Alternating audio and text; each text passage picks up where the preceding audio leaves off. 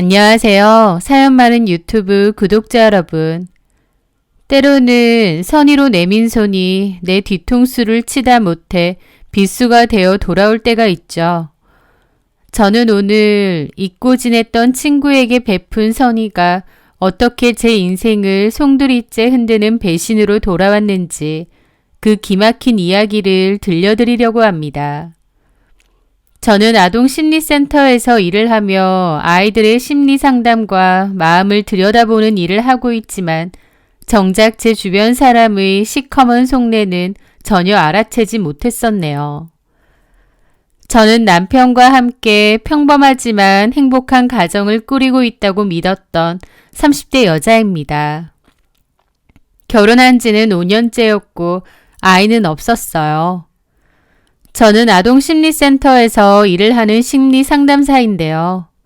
그날도 여느 때와 같이 점심을 먹기 위해 제가 다니는 센터 건물 1층의 한 식당에 내려갔습니다. 자주는 안 가는 곳인데 바빠서 얼른 식사를 하고 올라오려고 간 곳이었죠. 그렇게 같이 간 동료와 자리를 잡고 메뉴판을 보고 있는데 분주하게 손님들을 맞이하던 직원 중 유난히 눈에 익은 얼굴이 보였습니다.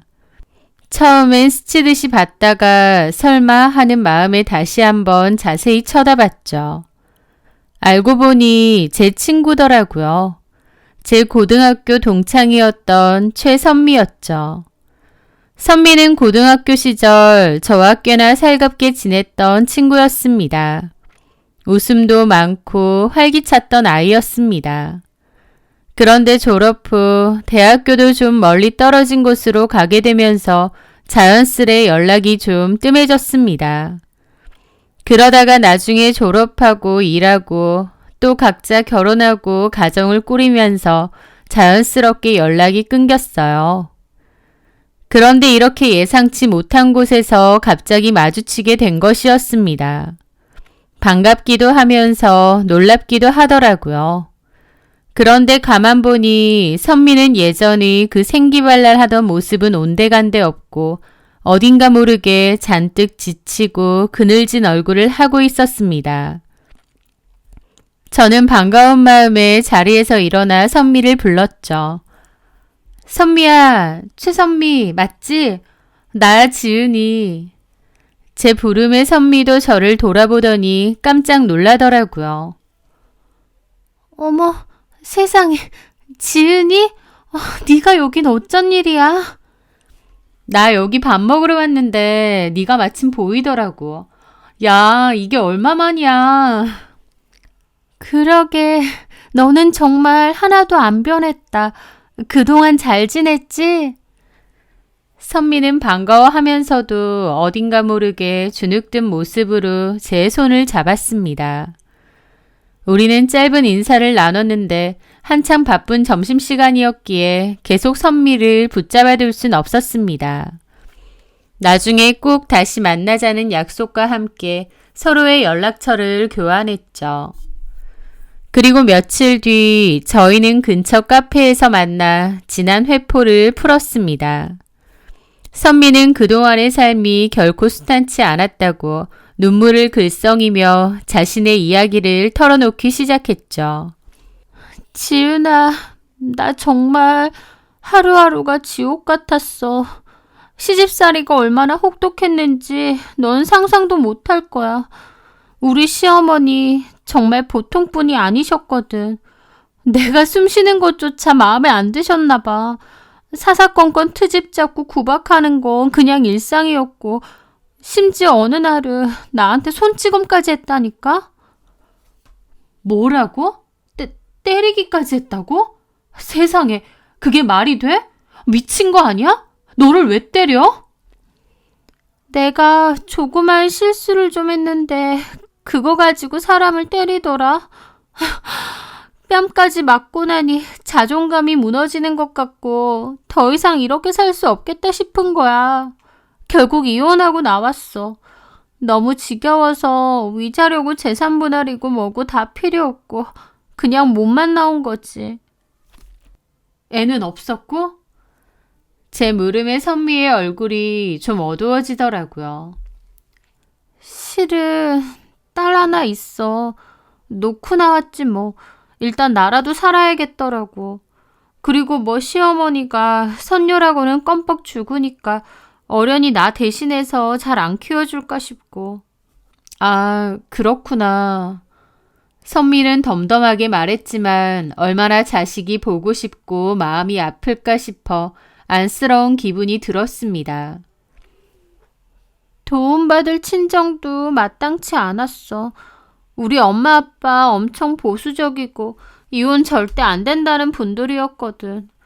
그래서 친정 도움도 못 받고 나 혼자 살아. 대학교 졸업하고 바로 결혼한 거라서 딱히 사회생활 경험도 없고 기술도 없고 그래서 저 식당에 취업해서 일하고 있어. 아, 사는 게 너무 힘들다, 지은아. 결혼 한번 잘못해서 내가 어쩌다가 이렇게 됐는지. 너랑 학교 다닐 때만 해도 나도 꿈 많은 소녀였는데 말이야. 그렇게 선미는 하소연을 하더니 코를 훌쩍이기 시작했습니다. 지난 과거와 자신의 불행을 토로하는 선미의 모습에 저는 진심으로 마음이 아팠습니다. 고등학교 시절 누구보다 자존심 강하고 씩씩했던 친구가 이런 힘든 일들을 겪었다니 안타까움을 금할 수 없었죠. 저는 그날 이후 어떻게든 선미에게 힘이 되어주고 다시 일어설 수 있도록 돕기로 마음먹었습니다. 저는 그 후 선미에게 자주 연락해서 안부도 묻고 가깝게 지냈어요. 그리고 가끔 저희 집으로 초대해 맛있는 밥도 해먹이고 이런저런 필요한 선물도 종종 했었죠. 그러다가 선미가 지금 혼자 사는 곳 월세가 너무 비싸다고 식당 월급 받아봤자 돈이 안 모인다고 그러는 겁니다. 때마침 저희 이모가 임대업을 하시는데 위치도 좋고 신축인 빌라를 갖고 있으셨거든요. 저는 이모에게 사정을 말씀드려서 굉장히 저렴한 월세로 들어갈 수 있게 도와주었습니다. 선미는 저에게 너무 고마워하면서 그리로 이사를 갔죠. 저는 남편하고도 같이 선미를 만나는 일이 종종 있었습니다. 저희 남편 역시 선미의 딱한 사정을 듣고는 친구 좋다는 게 뭐냐며 저보고 친구 많이 챙겨주라고 하더라고요. 선미가 저희 집에 자주 오다녔고 저도 선미네 집에 종종 갔습니다. 그러면서 어느새 자연스럽게 저희 부부와 가깝게 지내는 사이가 되었죠. 선미와 가깝게 지내다 보니 꼭 예전의 고등학교 시절로 돌아간 기분마저 들더라고요. 선미는 제 덕분에 월세를 크게 아낀다면서 고맙다고 했습니다. 저는 선미가 다달이 나가는 월세를 아껴서 그 돈을 잘 모아 전세 자금을 마련했으면 했어요. 좀 더 안정적으로 살 수 있게요. 그런데 선미의 행동은 제 생각과 좀 다르더라고요. 선미는 월급을 받으면 저금을 하는 게 아니라 이것저것 막 사재 끼는 겁니다. 꼭 필요한 물건도 아닌데 옷이며 화장품이며 안 쓰는 생활용품까지도 막 사더라고요. 그래서 선미네 집은 늘 택배 박스가 가득하고 물건들로 가득가득했습니다. 심지어는 뜯지 않은 택배도 한가득이었죠. 하지만 그 마음도 어느 정도 이해는 했습니다. 아이도 못 보고 살고 마음의 허전함 같은 게 크다 보니 쇼핑으로라도 마음을 달래려고 그러나 보다 그랬거든요. 그래서 아무 얘기를 안 하다가 그래도 걱정되는 마음에 나중에는 선미에게 조심스레 얘기를 했습니다. 선미야, 근데 너 보니까 뜯지도 않은 택배가 너무 많던데. 아, 귀찮아서 나중에 다 뜯어야지. 보니까 너 생활용품 이런 것도 많이 사던데 있는 거 먼저 쓰고 사는 게 어때? 다 필요해서 사는 건데 뭐. 그리고 옷이나 신발 같은 것도 안 입는 거 너무 많이 사는 것 같던데. 사실 우리 이모가 월세 싸게 해준다고 해도 월세라는 게 매달 나가는 거 너무 아깝잖아. 어쨌든 나중에 전세로 바꿔야 되는데 적금 같은 건 따로 좀 하고 있어? 제 딴에는 좀 조심스럽게 물어봤는데 선미는 기분 상해 하는 것 같더라고요. 적금은 안 하는데 해야지. 내가 알아서 할게. 그래서 저도 더 이상은 얘기하지 않았습니다. 아무리 친구라고 해도 이 정도 얘기하면 됐지 더 얘기하면 안 될 것 같아서요. 하여튼 좀 이해 안 되는 부분도 있으면서 또 한편으론 이해가 되기도 하고 안쓰럽기도 하고 그런 기분이었습니다. 그렇게 가깝게 지내던 어느 날이었어요. 저는 문득 좋은 생각이 떠올랐습니다. 남편의 지인 중에 고영석 씨라는 선배분이 있었는데요. 동네에서 큰 고깃집을 2개나 운영하세요. 그분이 인품이 굉장히 좋았습니다. 들어보니 결혼하고 여자 쪽 문제로 1년도 안 돼서 이혼을 했다고 했는데 고깃집이 워낙 잘 됐기 때문에 능력도 있고 돈도 잘 벌었죠. 무엇보다 성격이 정말 온화하고 수도분해서 좋았습니다. 저도 남편 때문에 몇 번 보고 그분 가게에서 식사도 여러 번 했는데 성격이 참 좋으시더라고요. 주변 사람들에게 평판도 너무 좋고요. 저는 상처받은 선미와 마음 따뜻한 영석 씨가 서로에게 좋은 인연이 되어 새로운 시작을 할 수 있지 않을까 싶었습니다. 선미야, 혹시 괜찮으면 내가 정말 좋은 사람 한 명 소개해 줄까? 내 남편보다 3살 많은데 젠틀하고 괜찮은 분이야. 이혼 경력이 있긴 한데 1년도 안 살았다고 하더라고. 그리고 들어보니 이혼 자체도 여자 쪽 문제가 좀 컸고 동네에서 큰 고깃집 운영하시는데 최근에 2호점도 냈어. 능력도 좋으셔. 제 제안에 선미는 나는 애도 있고 자격 없어. 라며 망설이는 듯 했습니다. 하지만 한 번쯤 만나보는 건 나쁘지 않을 것 같았어요. 영석 씨도 괜찮다고 했고요. 그래서 제가 다시 물어보니 선미는 네가 그렇게까지 말한다면 한번 만나볼게. 날 신경 써줘서 고마워 지은아. 라더군요. 그렇게 저는 주선자가 되어 2사람의 소개팅 날짜를 잡았습니다. 그리고 시간이 흘러 소개팅 당일이 되었죠. 그런데 선미가 영석 씨랑 단둘이 만나기는 너무 긴장되고 어색하다며 간곡하게 부탁하는 바람에 남편과 저까지 넷이서 함께 만나 가벼운 저녁 식사를 하기로 했습니다. 그런데 정말 공교롭게도 약속 당일날 센터에 급한 일이 생긴 겁니다. 제가 바로 가봐야 하는 일이었죠. 저는 갑자기 약속에서 빠지게 된 게 미안했기에 어쩔 수 없이 남편에게 혼자라도 가서 2사람이 어색하지 않게 자리를 좀 지켜달라고 부탁했습니다. 정말 못 가는 거야? 아휴, 어떡하냐? 알았어. 그럼 나 혼자라도 가서 2사람 어색하지 않게 분위기 좀 잘 띄워주고 최대한 빨리 돌아올게. 걱정 말고 일 잘 봐. 그렇게 남편만 약속 장소로 향하게 되었습니다. 저는 늦게라도 어떻게든 합류하려고 했지만 센터 일이 예상보다 훨씬 길어지는 바람에 결국 그날 모임에는 참석하지 못했습니다. 남편에게 어떻게 됐냐고 문자를 보냈지만 답장은 오지 않더라고요. 그런데 그날 밤 저는 다소 황당한 광경을 목격해야 했습니다. 자정이 훌쩍 넘은 시간 술 냄새를 풍기며 현관문을 열고 들어온 남편의 등에는 최선미가 힘없이 축 늘어진 채 엎여 있는 것이 아니겠어요? 저는 너무나 놀라 소리쳤습니다. 어머, 이게 다 무슨 일이야? 선미는 왜 이렇게 술에 취한 거야? 남편은 일단 좀 눕히겠다고 했고 저는 저희 침대에다 눕히라고 했습니다. 땀 흘리며 나오는 남편에게 이게 다 어떻게 된 일인지 물어봤죠. 여보, 이게 다 어떻게 된 거야? 아휴, 오늘 소개팅은 완전 꽝이었나 봐. 영석이 형이랑 선미 씨랑 첫 만남부터 영 안 맞는 것 같더라고. 분위기도 썰렁하고. 서로 영 마음에 안 드는 눈치야. 그래서 그랬는지 선미 씨가 속상한 마음에 초저녁부터 술을 많이 마시더라고. 그러다가 나중에는 아주 그냥 뻗어버렸지 뭐야.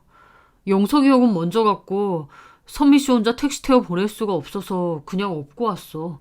집도 어딘지 모르겠고. 나한테 전화해서 물어보지.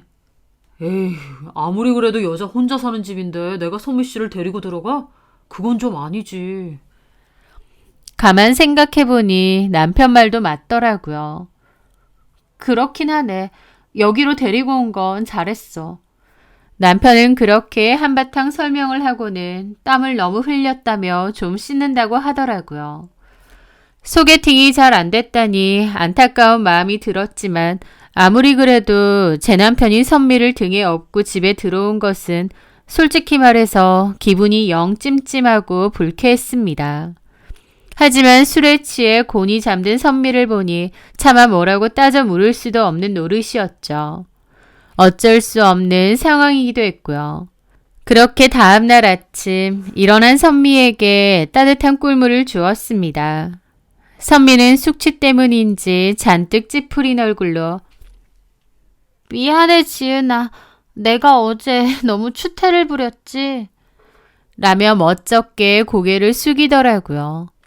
괜찮아. 소개팅은 잘 안 됐다며? 인연이 아닌가 봐. 그랬나 보다. 두 사람이 생각보다 안 맞았구나 생각하며 그날의 일은 그렇게 해프닝으로 지나갔습니다.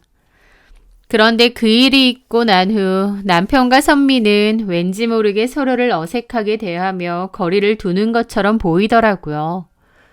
자연스레 예전처럼 스스럼 없이 저희 집에 드나들지도 않았고 셋이 함께 만나는 일도 없어졌죠.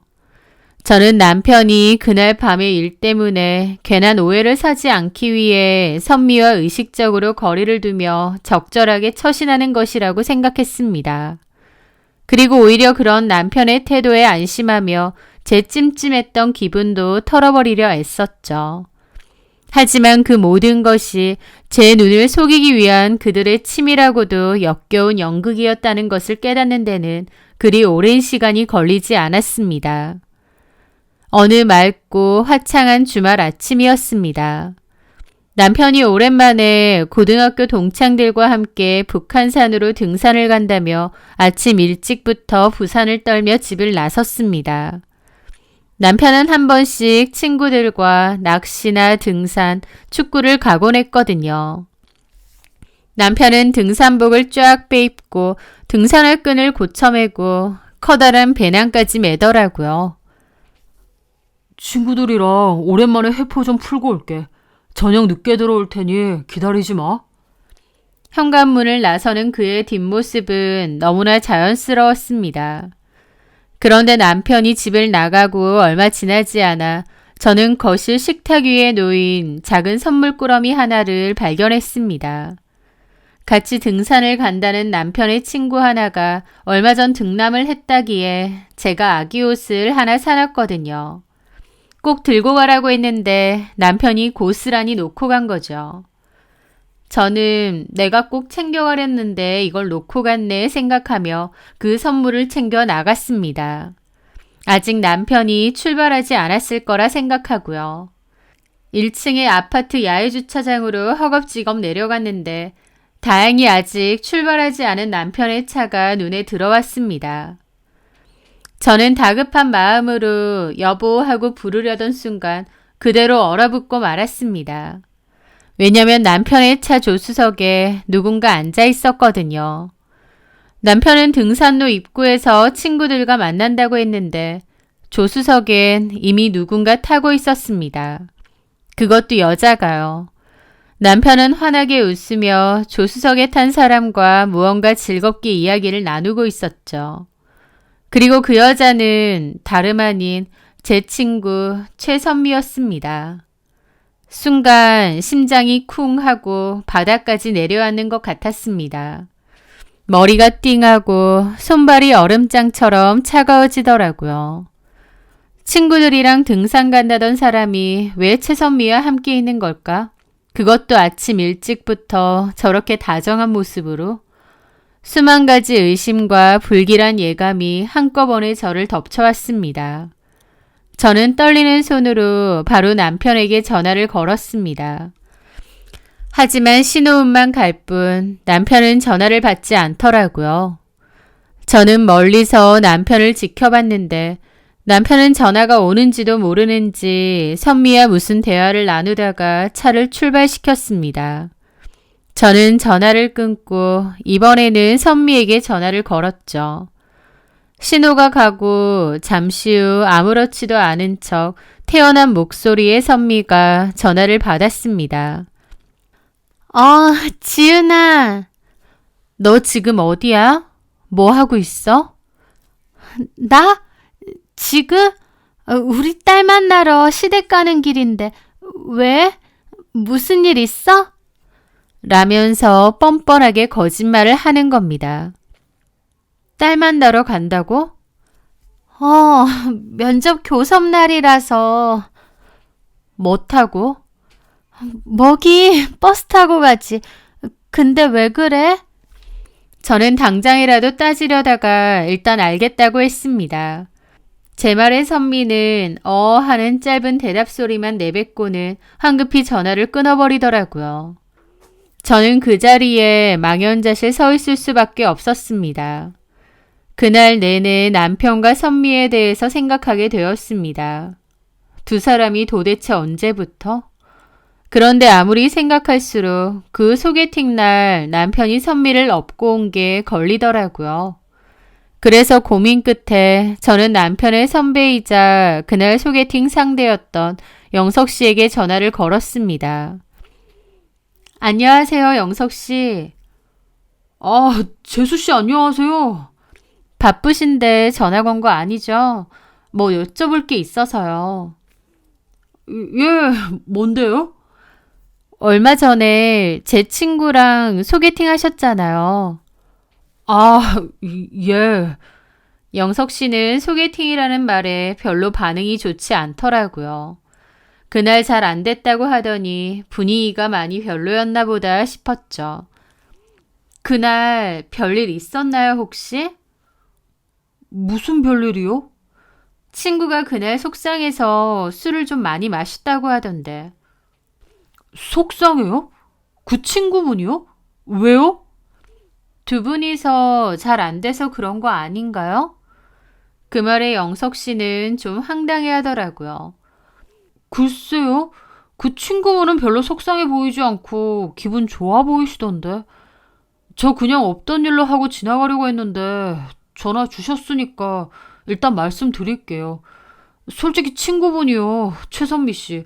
소개팅 매너가 너무 없으시더라고요. 네?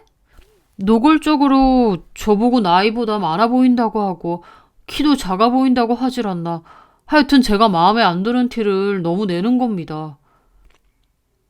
네? 선미가요? 예, 저도 최선미 씨 조건은 다 들었는데 솔직히 성격 좋고 열심히 사는 사람이다 그래서 한번 만나보려고 했던 거거든요. 근데 막상 만나보니 좀 게다가 제가 진짜 기분 나빴던 건요. 어쨌든 저랑 최선미 씨 소개팅이잖아요. 그렇죠. 그런데 왜 저보다 경준이랑 더 얘기를 많이 하고 술 마시고 그러는 건지. 경준이는 제 남편의 이름입니다. 저는 영석 씨의 말에 황당함이 느껴지더라고요. 그게 무슨 저희 남편이랑요? 예, 둘이서만 술 마시고 대화하고 제가 거기 있는데 투명인간 된 것 같고 내가 여기 뭐하러 왔나 싶은 거예요. 기분도 나쁘고 그래서 좀 앉아있다가 일 핑계로 그냥 나왔죠. 일찍 나오신 거예요? 예, 6시인가 봤는데 제가 9시도 안 돼서 그냥 나왔을 겁니다. 기분도 좀 나쁘고 경준이한테도 좀 서운하더라고요. 사람 불러다가 뭐 하는 건지 싶고. 그리고요, 제가 이런 말까진 좀 그런데 경준이랑 최선미 씨 되게 친하더라고요. 원래 그렇게 둘이서 친합니까? 둘이서 친해요? 영석 씨가 하는 말은 다 제가 처음 듣는 상황들이었습니다. 저는 그 두 사람이 따로 친하다는 생각을 한 적도 없고 그래 보이지도 않았어요.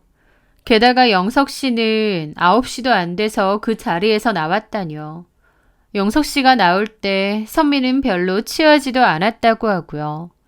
그러면 자정까지 제 남편하고 선미 둘이서 술을 마시면서 그렇게 취했다는 거잖아요. 그 모든 상황이 기가 막히고 경악스럽더라고요. 소개팅이 잘 안 된 게 아니라 애초에 선미는 영석 씨보다 제 남편에게 더 관심이 있었던 거였습니다. 그러면서 제 남편 차를 타고 가던 최선미의 모습이 겹치는 겁니다. 아, 그 두 사람 뭔가 있구나 확실히 알겠더라고요. 황당하고 참담한 기분을 억누르고 저는 뭘 어떻게 해야 할까 고민했습니다. 머릿속이 복잡하더라고요. 내 남편이랑 내 친구가 이런 이야기는 정말 TV에서나 봤던 이야기였어요. 나한테도 이런 일이 일어나는구나 황당하더라고요. 저는 그날 집으로 온 남편에게 최대한 티를 내지 않았습니다. 그리고 남편이 잠든 사이 몰래 남편 차의 블랙박스 SD카드를 몰래 빼내어 왔죠. 차에 들고 갔던 노트북에 그 카드를 연결했습니다. 그리고 그 안에는 끔찍하고도 역겨운 진실이 고스란히 담겨 있었죠. 블랙박스에는 그날 아침 남편과 선미가 나누는 은밀하고도 추잡한 대화들이 가득했습니다. 그리고 제가 전화를 걸었을 때 당황하며 변명을 하는 것도 찍혀 있고 전화 끊고 나서 허둥거리는 목소리도 다 찍혀 있었죠. 얘 뭐야? 왜? 전화 건 거 누군데? 누구야 누구긴 네 와이프지. 어디냐고 전화 왔어. 혹시 우릴 봤나? 에이, 뭘 봐. 아까 집에 있었는데. 자기한테는 전화 안 왔어? 잠깐만. 나한테도 왔네? 이것 봐. 우리 본 거 아니야? 아닐 거야. 나중에 전화해 볼게. 걸려서 나 머리채 잡히는 건 아니겠지? 에이, 무슨. 만약에 걸리면 자기는 누구 편 들 거야? 강진 편 들 거야? 자기 편 들어야지. 확실해? 그럼 지금 내가 사랑하는 사람은 강지은이 아니고 자기잖아. 대답 좋네. 합격. 나 잘했어? 나중에 침대에서도 예뻐해 줄 거야? 그래. 근데 우리 언제까지 이래야 돼? 자기 언제 지은이한테 이혼하자고 할 거야? 조만간 얘기해야지. 근데 나 가만 보면 강지은 좀 짜증나고 재수없어. 왜? 내가 이혼하고 이꼬라지 됐다고 나 동정하는 것 같아서 기분 더러울 때 많아. 저번엔 나더러 월세 아껴줬으니까 그거 아껴서 전세금 마련하래. 지가 뭔데 나한테 이래라 저래라야? 그렇게 말을 해? 내가 이렇게 됐다고 지가 우월감 느끼는 거지. 지도 곧 이혼녀 될 거면서. 내가 지 남편 차지한 거 보면 어떤 표정 지을지 그 꼬라지가 궁금하다. 걱정돼서 그랬겠지. 뭔 걱정. 내 앞에서 네 와이프 역성 들어? 아니야, 그런 건. 내 앞에서 강지은 역성 들지 마. 알았어. 그리고 그때 소개해준 남자 말이야. 영석 씨. 영석이 형. 아무리 돈 많다고 해도 키도 작고 배 나온 아저씨를 소개해주냐? 지은이 걔 진짜 웃겨. 내가 이혼녀니까 그냥 그런 남자랑 소개팅해도 된다 그거야? 영석이 형 괜찮은 사람이긴 해. 돈도 많고 성격도 좋고. 그래서? 그럼 나 그 남자랑 만날까? 안 되지. 내가 있는데. 하여튼 강지은 진짜 웃기다니까. 그러면 뭐해. 지 남편은 내가 꽉 잡고 있는데. 맞지? 맞아. 난 자기 거지. 그러면서 둘이서 꽁냥거리고 좋아 죽는데 기가 막히더라고요. 친구라서 지 생각해서 했던 제 행동과 말들을 그렇게 욕을 하고요. 와, 이것들이 진짜 피가 거꾸로 솟는다는 게 뭔 말인지 알겠는 겁니다. 아무것도 모르는 저를 바보 취급하며 비웃고 비아냥거렸던 그 대화들. 저는 배신감과 모멸감에 온몸이 사시나무처럼 부들부들 떨렸습니다.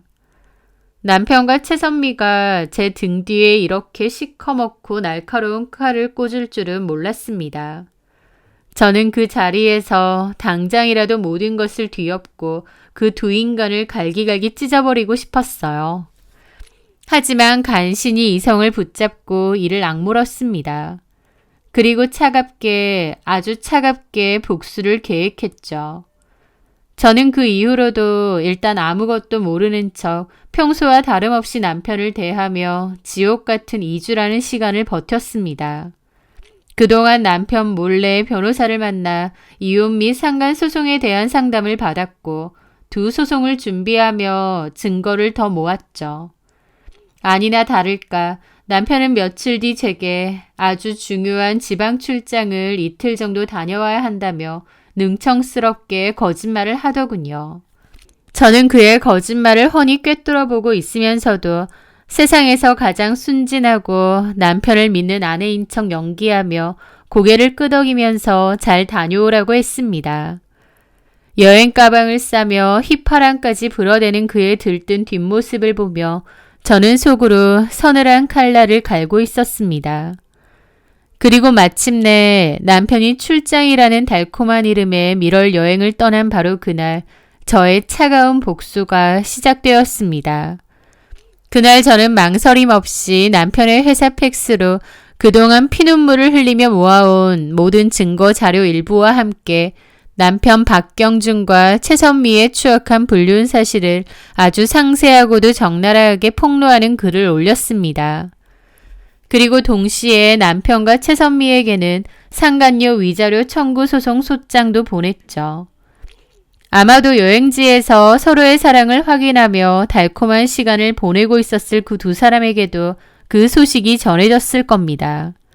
특히나 남편은 회사가 아주 뒤집어졌을 거예요. 남편은 저에게 이게 다 어떻게 된 거냐고 전화를 했습니다. 저는 남편에게 지금 최선미랑 있는 거 다 안다. 내가 모를 줄 알았느냐. 돌아와서 이혼과 상간 위자료 소송이나 준비하라고 했습니다. 선미도 상간소송 소장을 확인하고는 자기가 이런 돈이 어딨느냐, 다 오해다, 한 번만 봐달라며 매달렸습니다. 하지만 저는 지극히 냉정한 목소리로 대답했죠. 친구로서 내가 너한테 베푼 선의를 너는 이런 식으로 되갚니? 선미야, 네가 나이가 몇인데 뒷일 생각도 안 하고 이런 짓을 벌이니? 용서는 무슨 위자료 똑바로 내놓고 저 쓰레기 같은 인간 네가 가지든지 말든지 마음대로 해. 라고요. 그리고 모든 일은 제가 계획했던 대로 일산천리로 진행되었습니다. 남편은 회사에 분란을 일으켰기에 정직이라는 중징계를 받았고 불륜 사실이 사내에 쫙 퍼지면서 결국 견디지 못하고 스스로 사표를 던졌습니다. 저는 이혼 소송을 시작했고 다툼은 좀 있었지만 결론적으로 저는 승소했고 위자료도 받아내게 되었습니다. 최선미 역시 상간녀 소송에서 패소하여 저에게 위자료를 물어주게 되었고요. 복수와 이혼은 성공했지만 이혼을 하고 나서도 한동안은 사람에 대한 깊은 배신감과 인간적인 환멸감 때문에 정말 힘들었습니다. 아무도 믿을 수 없었고 세상 모든 것이 잿빛으로 보였죠. 하지만 곁에서 묵묵히 저를 지지해 주신 부모님과 남동생 덕분에 저는 조금씩 힘을 내게 되었습니다. 이혼 후 들은 소식으로는 그 두 사람은 결국 함께 살림을 차렸다고 하더군요. 제가 살다가 이혼하면서 재산분할 돈 받고 나간 아파트에서요. 한마디로 과거 제 집에 최선미가 들어와 사는 거였죠. 그렇게 제 자리와 제 남편을 탐하더니 결국 최선미가 그 자리에 들어앉게 된 겁니다. 회사에서 잘린 전 남편은 퇴직금과 시댁에서 손을 벌려 작은 개인 사업을 시작했다고 했습니다. 과연 저것들이 얼마나 잘 사나 보자 하는 심정으로 그것들 소식을 전해 들으며 지내고 있었죠. 그런데 얼마 지나지 않아 정말이지 웃지 못할 희대의 코미디 같은 일이 벌어졌습니다. 어느 날 점심시간 1층 식당에 지나쳐 가는데 식당 안이 웬일인지 시끄럽고 소란스럽더라고요. 무슨 일인가 싶어 들여다보니 나이가 지긋하신 할머니 한 분과 젊은 여자 한 명이 식당 주인과 직원들을 붙들고 최선미를 찾고 있었습니다. 식당 주인분은 최선미는 진작에 그만뒀다고 여기서 이러지 말고 나가라고 했고 그 할머니는 최선미 주소라도 알려주라고 했습니다. 식당 주인은 아무리 그래도 주소를 함부로 알려줄 순 없다면서 계속 나가라고 하고요. 저 사람들은 누구기에 최선미를 저렇게 찾고 있는지 도대체 무슨 일인지 너무 궁금하더라고요. 저는 그 할머니와 여자분에게 조심스럽게 다가갔습니다. 최선미 씨 찾으세요? 제가 최선미를 아는 것처럼 말하니 그분들은 눈이 휘둥그레지더라고요. 최선미 알아요? 네. 그럼 어디 있는지도 알아요? 근데 무슨 일이신지 누구세요? 그러자 그 할머니는 자신을 최선미의 시어머니라고 밝히더라고요. 저는 깜짝 놀랐죠. 최선미의 전 시모였으니까요. 최선미가 과거에 맞기까지 했다는 그 전 시모라는 사실에 놀라기도 했고 또 이미 이혼했는데 여길 왜 찾아온 걸까 궁금하기도 하더라고요. 최선민의 시모는 분노와 억울함에 찬 목소리로 기가 막힌 이야기를 본물처럼 쏟아놓기 시작했습니다. 그런데 최선미의 시모가 하는 말은 제가 여태까지 최선미에게 들은 것과는 아예 다르더라고요. 그분의 말에 따르면 최선미가 아들하고 사는 동안 돈 사고를 여러 쳤답니다. 기본적으로 사치도 심하기도 했고 또 무슨 투자해서 돈을 번다고 해서 돈 사고를 친 게 여러 번이라고 하더라고요. 그래도 가족이라고 용서하고 돈도 갚아주고 품어주었는데 그 와중에 또 몰래 돈 사고 치고 거기다가 투자 동호회니 뭐니 하면서 남자 만나고 다닌 걸 걸렸다고 했습니다. 최선미 시모가 그 일로 최선미와 심하게 싸우다가 못 참고 최선미 뺨을 때렸다고 하시더라고요. 그랬더니 최선미가 폭행으로 시어머니를 신고했다고 했습니다. 그 시어머니가 경찰서 드나들고 다투는 와중에 최선미는 자기 신우명의까지 도용해서 사채까지 끌어쓰고 도망갔다는 겁니다. 최선미 때문에 M1 신우가 하루아침에 신용불량자가 될 판이라는 것을 알게 되고 경찰에 신고하고 난 뒤 직접 찾으러 다닌다고 했죠. 그 얘기를 들은 저는 경악했습니다. 최선미가 저에게 늘어놓았던 그 눈물겨운 시집살이 이야기는 전부 다 새빨간 거짓말이었던 거예요. 최선미는 남편과 시어머니에게 맞아가며 참고 산 불쌍한 가정폭력의 피해자가 아니라 상습적으로 돈 사고를 치고 가족들의 등골까지 빼먹고 도망간 사기꾼이나 다름없었던 거죠. 심지어 제대로 된 이혼 절차도 밟지 않고 어린 딸까지 헌신짝처럼 버리고 도망친 파렴치한 인간이었던 겁니다. 저는 그분들에게 최선미가 지금 제 전남편과 함께 동거하며 살고 있는 아파트 주소를 망설임 없이 알려주었습니다. 그들은 당장이라도 쫓아가서 그녀의 머리털을 다 뽑아버리겠다며 분노에 차서 달려갔죠. 그 후의 이야기는 더 가관이었습니다. 그분들은 최선미 찾아가서 한바탕 난리가 난 모양이고 아직 이혼도 하지 않은 최선미의 진짜 남편은 제 전남편을 상대로 상간남 위자료 청구 소송을 걸었다고 하더라고요. 게다가 최선미 시댁 식구들은 위자료는 물론이고 최선미가 진 빚 수천만 원도 대신 갚으라고 닥달했다고 했습니다. 제 전남편 역시 최선미가 이혼녀인 줄 알았다며 뒤집어졌죠. 결국 그 두 사람은 그 과정에서 서로에게 책임을 떠넘기며 물고 뜯고 싸우다가 그토록 뜨겁고 불같았던 사랑도 얼마 못 가 처참하게 막을 내렸다고 하더라고요. 그리고 그 사이에 최선미가 집어넣게 못 준다고 제 전남편 몰래 야금야금 카드론을 썼다는데 전남편은 그 빚 독초까지 시달린다고 합니다. 그 결말을 전해 듣는데 어찌나 우습고 허탈하던지요. 남의 눈에 눈물 나게 하면 제 눈에는 피눈물이 난다는 옛말이 하나도 틀리지 않았다는 것을 저는 그때 뼈저리게 깨달았습니다. 그리고 한편으론 고등학교 때 그 발랄하고 천진하던 최선미가 어쩌다 저렇게까지 변해버렸을까 싶어 기분이 참 묘하기도 하더라고요. 어찌됐든 둘 다 더 이상은 제 인생에서 엮이고 싶지 않은 쓰레기임이 분명하지만요. 저는 이제 모든 과거를 훌훌 털어버리려고 합니다. 제 센터를 개원하려고 준비 중이라서 너무 바쁘기도 하고요. 비록 큰 상처를 입었지만 이 시련을 통해 저는 더 강해졌고 진정한 행복이 무엇인지 깨닫게 되었습니다. 늘 심리 상담을 하는 입장이었는데 이 일을 겪으면서 제 스스로에게도 많은 위로 그리고 격려를 해줘야겠다는 생각이 참 많이 드네요. 긴 이야기 들어주셔서 정말 감사합니다.